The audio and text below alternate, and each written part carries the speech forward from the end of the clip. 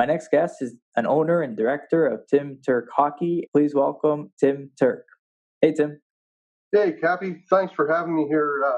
Really appreciate the opportunity to be on and talk to you and have these discussions and provide anyone that's listening or watching the opportunity to gain some information from our discussions, and that's what we're in it for. We want to make sure that we are giving back to the people so that they can further their careers or use the information that they hear here to benefit them throughout their journey. So thanks so much for having me. Thank you, Tim.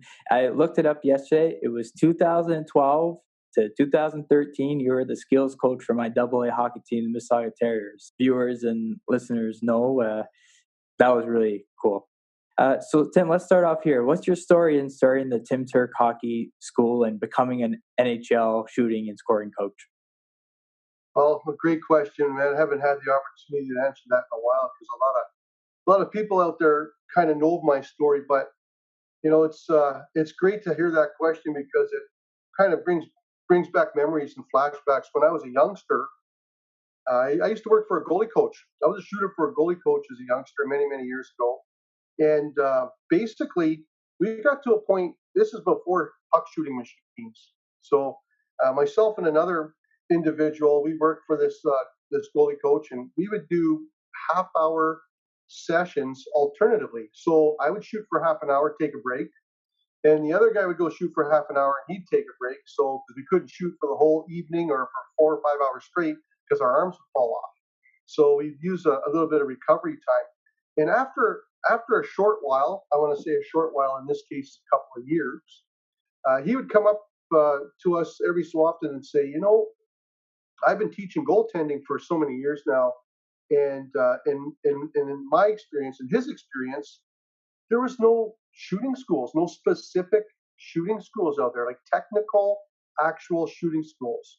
There were goalie coaches and skating coaches, and a few of these skills coaches that would show up, from overseas, from Russia or something like that, and they hang out for a few months and then they take off.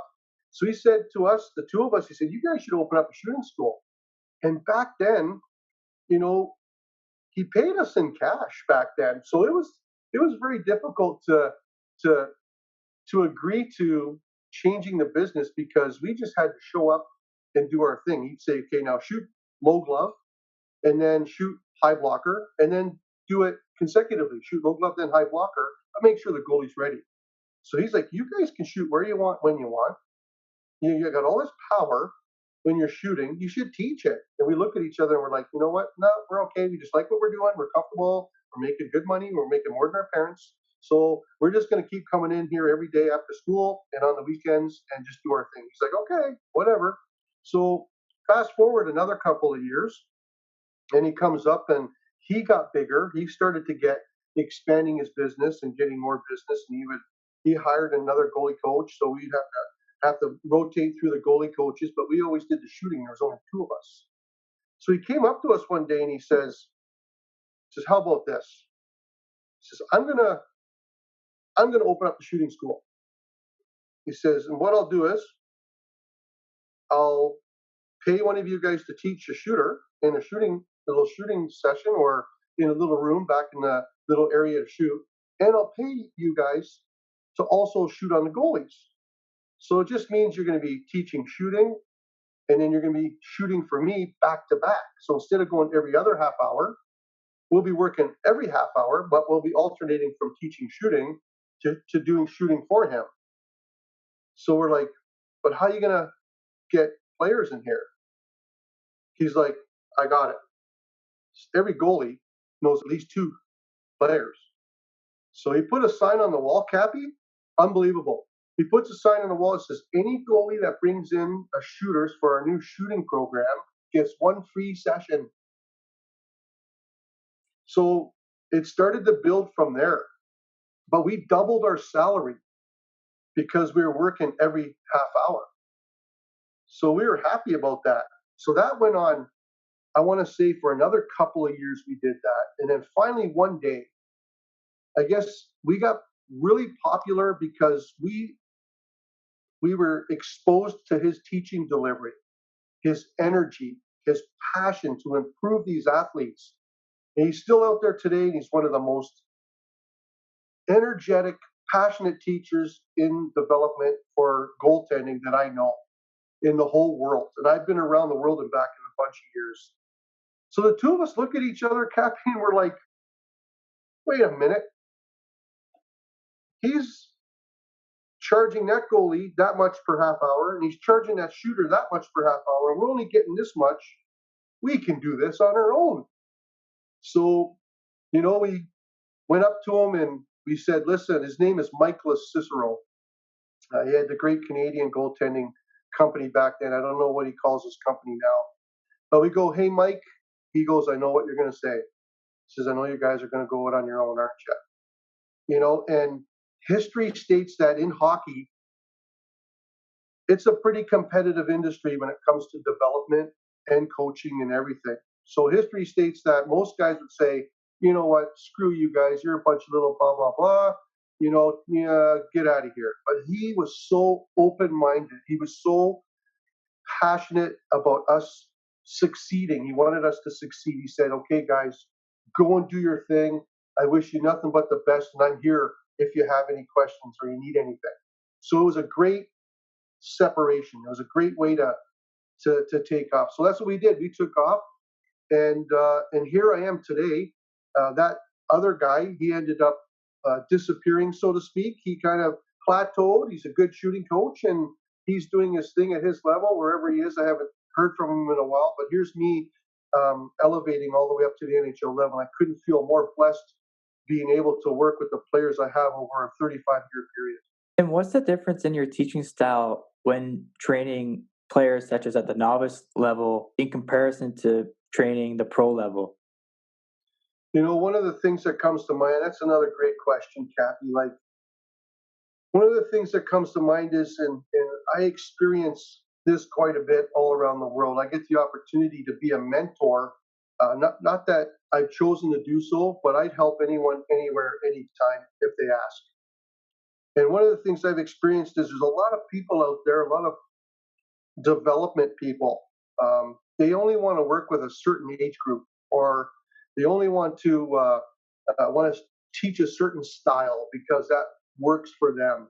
Like I know a bunch of good friends of mine who I do disagree with, but support them anyways. They're like, I only want to work with junior kids, only from minor midget and up, because it's an easier process for them, or it's what they're used to. It's in their wheelhouse and how they deal with things. With me, I look at the novice player and I say, if I'm here in 20 years and you're here in 20 years, I still want to be your shooting coach. So it's important to understand that novice player, number one, we need to find out, and I've been doing research, certain players get into a certain age category, and it just depends on the market they're in. Sometimes it depends on their personal situation. Sometimes they hang up the skates a little too early for everyone's liking or mine, or they've had or been forced to hang up the skates because they have to take a side street to get to somewhere in life, and then maybe restore and revisit back again. But my job is to make sure that they keep the passion to be able to play the game at the highest level they can get to if they're willing to do it. So when I teach novice players, I can't deliver the message the same way I would to an NHL pro or any pro or a junior player, but I do send the same message. I just make it a lot more enjoyable and a lot more fun and easier for them to accept what I'm trying to teach. In some cases, like what there's doesn't matter if you're 8 years old, you're 18 or 28. Everyone learns differently and everyone does things differently. People, hockey players, to me, no matter what the age is, they're like fingerprints.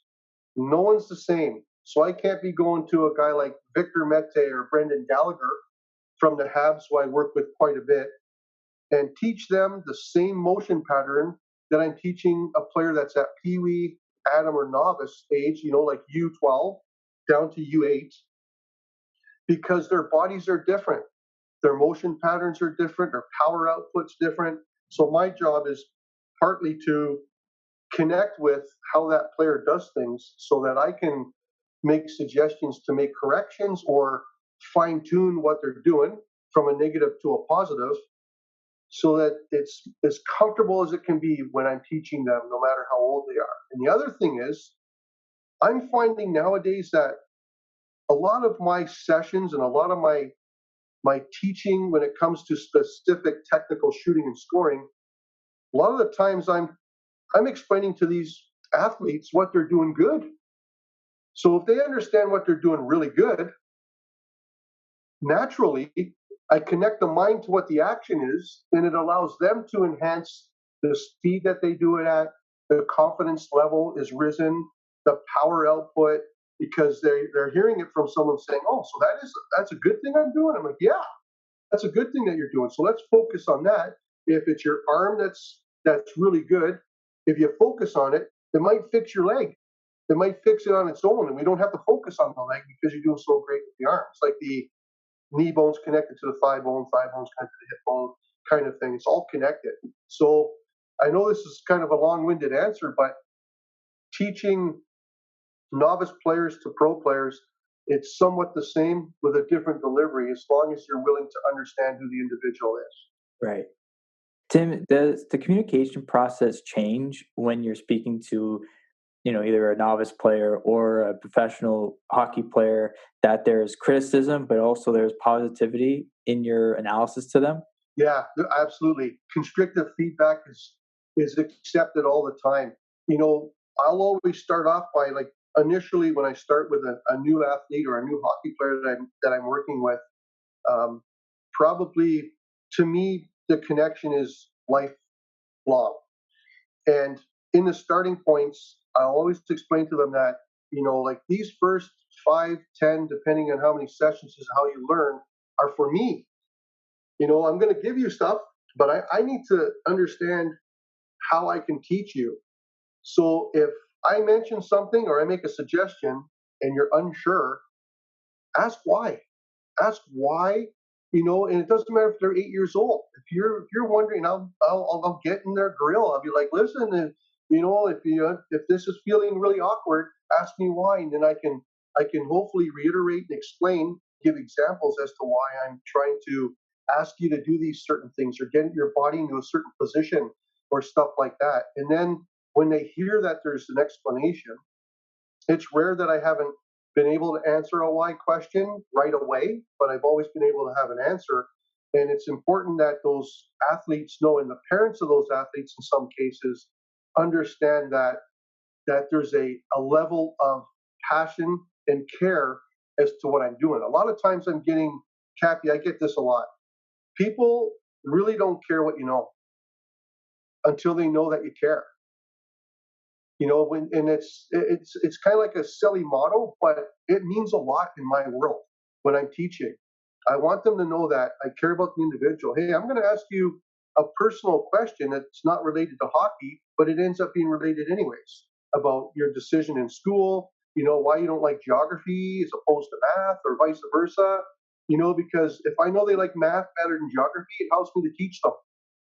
I can come up with, mathematical equations when I'm teaching technique in shooting and hockey shooting. And if they like geography, I can come up with geographical things that they can relate to, and it makes it fun when they're learning.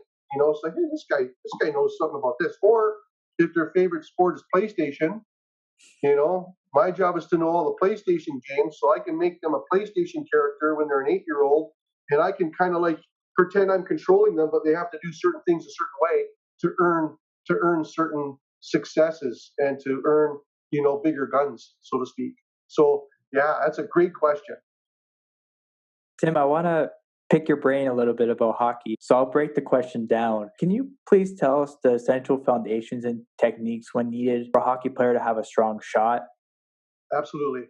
So with me, just the other day, we got back to work here under certain criteria and a lot of different rules that we have to follow. And this player came on the ice who I've never worked with before, and the particular player was 10 turning 11, so they're going from Adam into minor Pee Wee.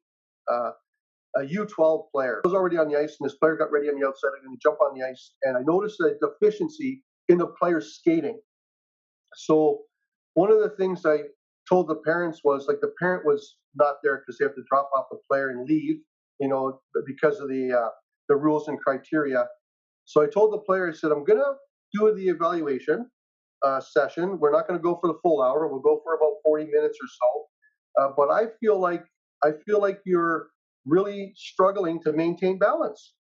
So when shooting a puck, our body has to be in somewhat of certain control when we do so. So to answer your question about teaching the shooting part, it starts with body control, Cappy. It starts with having the ability to be confident with the ice surface that's under you. In some cases, even if players are somewhat good skaters, that slippery surface that's under us, that makes our mind think in ways sometimes that we don't want it to, because our body wants to be protected, safe, and stable at all times.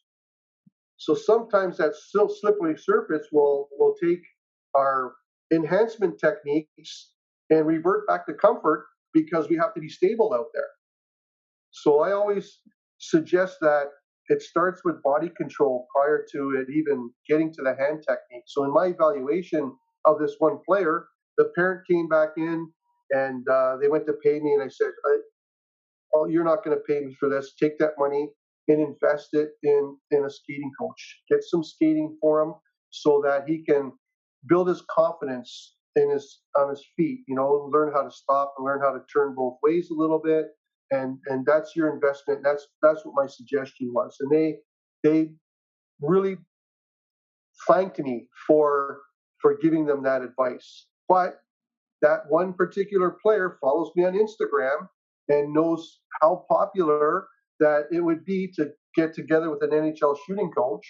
And I accept those clients, but I make sure I give them the right messages. I don't tell people what they want to hear, Cappy. I tell them what they need to hear, so it allows them to make the right choices with confidence. So it starts with body control. Teaching shooting starts with body control, stability, and then it goes up through thought process and a lot of variables that take place also. But I always work on lower body control with stability when shooting a puck to start with. Tim, so went through the process of a strong shot. How about good passing for players? Yeah, great question. Haven't had this in a long time, and I did a seminar a couple of years ago. Uh, I want to say it was like a pro coaches seminar, and I asked the question, is there a difference between passing and shooting? And everyone was like, yeah, there is. I'm like, no, there isn't. The only time the technique is different is if someone's going to do a sauce pass, because they have to have a little bit of touch and feel and weight on that particular pass. So that the technique might change a little bit because you're trying to add certain spin and get your blade under the puck and so forth. But in passing and shooting, one hand pulls and one hand pushes. It's where the puck starts and where it finishes, and where your hands start and finish, that is critical to the success of the pass and shot. Again, I get that there's different styles of passing, but that motion pattern, if you perfect it, when your hands have the range of motion and they're in the position they need to be, then hopefully, whether the pass is accurate or not, you're going to have a successful result with the power. And think of this, back to the body part, it's critical that I understand what your body's doing prior to, during, and after a shot or pass is released. If you're in a compromised position after you take a shot, then someone bumps into you, you can fall down. Or if you change your direction, like righties, they turn right after every shot, lefties turn left. It's kind of a common thing. We want to make sure that we correct that body before we know exactly what we're doing in the situation that could happen. Whatever happens after a shot is critical. Being ready for what comes next is what we want to do. Lastly, Tim, the importance of puck possession and control. Yeah. So you possess the puck, you can control the puck, and you can have successful results. To me, whenever a puck is not in control, Cappy, it always ends up on the board somewhere. It always gravitates to the walls, to the lower kick plate or whatever. So knowing how to go into these battle situations or these stressful and pressurized situations and coming out with the puck, or having a strategy with your teammate to come out with the puck, is just as important as shooting it. We can't possess it and prepare it. So I keep telling, even at the NHL level, I'm like, listen, every battle is won before it's fought. So let's work with the players technically and strategically on what to do and where to go, how to attack a player, how to shield the puck and protect it so that we can keep it in possession. And you can think of this. Are you a righty or a lefty? I'm a lefty. You're a lefty. Okay, so is this your left side on your screen? Yes, it is. Okay, so these are your skates and you're going down the ice. You're kind of shoulder width apart and you have the puck in control. Lefties, they always control the puck just in front of their left foot because that's where their stick sits down on the ice. Kind of you're going maneuvering forward in a straight line, and it's not always straight in front of you. It's just over to the side a little bit. So righties, it'll be over here. So think of a clock. If you're going forward, and right here in the middle is 12 o'clock. So lefties, they handle the puck between, like 11 to 10 o'clock. That's where lefties control the puck, somewhere around there. To shoot it, you got to bring it all the way over to 9 o'clock. It's got to go over here somewhere at the 9 o'clock range when you prepare, load to release it. So what I try and do is I try and get players who are lefties, instead of controlling the puck here at 11 o'clock or between 11 and 10, I try to get them to control it all the way over here beside 9 o'clock, between 10 and 9 o'clock, so they can, if they have to load it, it's already there. They just got to bring it back a little bit or let their body go forward, or they can shoot it without loading it. So I have a saying, less load, more explode. And the players that prepare the puck efficiently from this position to this position, righties over here, like the most efficient preparation players are the ones that are more successful. So it's important to do drills with the puck prepared in a position as close to your release or loading position as much as possible. That was like a masterclass, Tim. Thanks for demonstrating that. It was really cool. Moving on, Tim, how would you explain your process of creating drills, of skills training, and creating hockey development programs?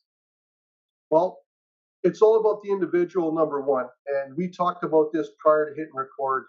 A lot of players are visual learners. So having the ability to watch games, and when I say games, I mean any games, from the NHL all the way down through to minor hockey and being in the rink. So one of the things that I like to do, if I do get the opportunity to watch games, is see how things develop, how players make choices out there. And by me understanding how those choices are made, I get the opportunity to teach it and help them to enhance into those possible situations that may occur in their futures. And how do you get good at something? Well, you got to repeat. Consistency of execution, it builds repetition and it builds consistency. Tim, where is the game of hockey going in terms of style and skill? Because it seems like, especially in the NHL, it's all about speed and skill right now. And I remember when we looked maybe 10 years ago, it was more about, your top six, bottom six, checking. There's more that thought process. But now it's a bit changed. So what are your thoughts on that? Well, as soon as in the year 2003, 2004, the big rule changes came in. They took out clutching and grabbing. They took out hooking. They took out obstruction, interference, all that kind of stuff. So it did turn the game into speed. And I like the direction it's going in. It makes it more strategic. It makes it more, your thought processes start to elevate in the choices that you need to make. So that in turn gets all these players naturally to get their head up, their chin up a little bit more, to visualize what's going on. And that's opened the door for development people like myself to teach these players specifically just about that preparation we're talking about. Because in hockey now, you get put into stressful situations and pressurizations quicker. The more that you grow, the older you get. You've heard this before. The less time you have to do things if you maintain the level that you're in. And it's important to understand, in my opinion, that because of this evolution that's taking place, and it takes place every day, we're trying to, like I always say, goalie coaches, there's millions of them, and I hate them. I don't hate goalies, but it's the process. They make it tough on the shooters, but it's scientific, Cappy. These guys are they were white lab coats teaching these goalies now. So it's important that we, as shooters and as development people, if we're aware and we evolve with the game through our research and development, then we're going to be in a really good fight with each other when it comes to winning individual skills on the ice when you're in battle situations. And that's part of our job to do that while this game's evolving. I really like the speed and skill nowadays because it keeps me on my toes. And I just know that every time I get a chance to talk to someone like yourself or see anything else, I know there's an opportunity for me to learn something that can help me to help someone else. As you mentioned, Tim, well, as you know, I was a former goalie, and I share the same thought as you. Is that I had different goalie coaches, and everyone would tell me something different. Is that the same in terms of being a player development coach? Yeah, yeah, absolutely. Everyone's getting different information. People have their own ways and focal points of what they're teaching. Like a skating coach might say, you need to push your stride leg has to go back on a 45-degree angle. But then you work with a guy like Chara, and Chara can't push his leg on a 45-degree angle. So it's those coaches that are, I guess, they're in challenging discussions with each other based on how they feel the skating stride works, or same with me, how the shooting technique works. But I never have an issue when it comes to explaining the teaching process because I let the players do it the way that's comfortable to them. And if I need to make a suggestion and a change when it comes to their technique, I'm not going to tell a player that you need to move or your whole arm has to move more than 3 inches. I'll say, let's start by moving it 2 millimeters and let's do that for a while. And then I want to get you to here, but I shouldn't do it right away because that uncomfort level is going to make them revert back to comfort. And it just seems like we won't be progressing through that technique. So if you do it in small increments, Cappy, then it can make it a little bit more comfortable for them, a little bit easier. And eventually they'll get to that goal over time if they're willing to do so. And that's the key nowadays is teaching someone who wants to be taught, who has the passion to do so and the willingness to learn. And even going through a process, Tim, it eliminates bad habits that often is developed.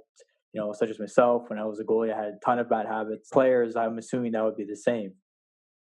100%. Yeah. If you can minimize those bad or negative habits over a certain period of time, and then document, that's the thing that one of the things that a lot of development coaches of athletes in any sport, what they neglect to do is, in my opinion, is they're not documenting the time it takes to alleviate or change a negative or bad habit. Because I could be teaching you not to slide past your post in a power push, and you slide past it by 1 foot, and then all of a sudden you make a 2-inch correction, and you make another 2-inch correction, and that 2-inch correction has taken us 1 month just to do a 2-inch correction. So I'm not going to force you to make a 1 foot correction in 1 month because it's not going to be comfortable to you, and you'll revert back. But I know that it takes you that long, a month, to make a 2-inch correction, that I need to be patient in enabling you to make another 2-inch correction over another month. And then eventually that's going to be gone because we've done it in small increments. Does that make sense? That does make sense. That's awesome. Tim, let's end off with this. What is your favorite hockey moment thus far in your career? Because you've had a really great career, and I'm sure there's a lot of great moments. Well, it's ironic you brought that up, Cappy. You said that I had the chance to work with you guys in your team with the Terriers in 2012, and that ironically is my favorite. That's my favorite and most memorable year of my career. I guess I can start off by saying I was in the early summer in mid-June. I was doing a barbecue in my backyard. I'll never forget this. And my phone rings, and I pick it up, and it's Kirk Muller. So Kirk Muller, who is now the associate coach for the Montreal Canadiens, he was before, and then he left, and now he's back again. But at that time in 2012, he asked me what I was doing. I said, "Hey, I'm just barbecuing a hot dog on a barbecue here for lunch." He says, "Well, I just got awarded the head coaching job of the Carolina Hurricanes." He says, "And I'd like you to be our shooting coach. I want you to come in a development camp and do shooting for all our prospects and all our draft picks. And I want to bring you in on a lot of the players that we're thinking that we're going to draft this year. And if you know any of them, give us some feedback on what you think." So I'm like, "That's awesome." I go, "But I'm just finishing off with the Montreal Canadiens, and they asked me when's your camp?" And he told me, "Well, our camp is it's coming up. It's in July. It's in the second week of July, so you got a month." And I look at the dates for the Montreal Canadiens camp, and they were the first week of July. So it's kind of pretty cool where the Habs coach who left went to the Nashville organization, Kurt Muller, to coach at the American Hockey League with Milwaukee at the time. So we had discussions about him becoming a head coach at the NHL level, and he's a good friend, so he's confided in a lot of things in me, and I really appreciated that he did that.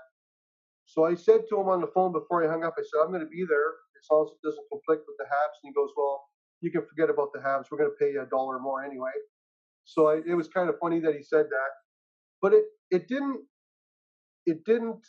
conflict, Cappy. And so what I did was I went from Montreal's training camp, their development camp, directly to Carolina Hurricanes camp, back to back. And it's funny because that following season, when that season was over, I had been doing a lot of work with the Tampa Bay Lightning. So Tampa Bay Lightning said, "We want you to come and do our development camp." So in a period of one calendar year, I went from Montreal's camp to Carolina's camp to working for Tampa Bay Lightning in their camp in all of 2012. So I'm the only person in the history of NHL that's had the opportunity to work with three NHL teams in a period of 1 year. So I feel so blessed. That's one of my favorite years. And the players that in that 2012 year, I mean, we're talking some pretty high end players that had came out of all their drafts and that were at their camps and so on. So I feel like I've been blessed with the opportunity to do what I do, and there's a lot of other highlights in my career and working with individual players at all levels, including the NHL and how they've scored goals. I can never miss the opportunity to bring up Brendan Gallagher and just how passionate he is and how driven he is to improve, and it just shows. I mean, I'm not the anecdote. I'm not the reason why these players are doing it. It's them and the path that they're on and the people that they surround themselves with. I just feel so blessed that I've had the opportunity to work with a lot of players over a 35-year period. And I'm at a point where kids will ask me, "Hey, have you ever worked with this guy? Have you ever worked with that player? Have you ever worked with this player?" And I'm like, "You need to ask who I haven't worked with, not who I work with." It just is a somewhat of a funny joke, but you are literally sitting talking to Kathy, to the most blessed person in the world. I haven't gotten up. I don't remember. I've never woken up in the history of my life and said, "I don't feel like going to work today." Even when I'm under the weather, even when I'm not feeling well, like being in rinks and getting stuffy, like every day is a new challenge. And when I walk out my door, I make sure I look at I have a little message that's at the door. Everywhere I go in the world, I take this message with me and I post it in my hotel room. I post it wherever I'm staying, whoever's house I'm at, whatever. And it says, "What are you going to learn today and from who?" And if I have that mindset every day, then I know I can make not just me better, but I can make hockey players better, and I can make them better people and make them more confident. And that's my mission. And truer words were never spoken. Tim, I want to thank you so much for doing this. Uh, just a real honor and pleasure speaking with you and hearing your insights about hockey. Um, I admired you when you're coaching with us, and I still admire you today. So thank you so much for this. I really appreciate having your time, and I also admire what you're doing, and I really hope and wish for nothing but the best of success in anything you choose to do, Cappy. So thanks for having me on. I really appreciate it. Thanks, Tim. Tim Turk, everybody.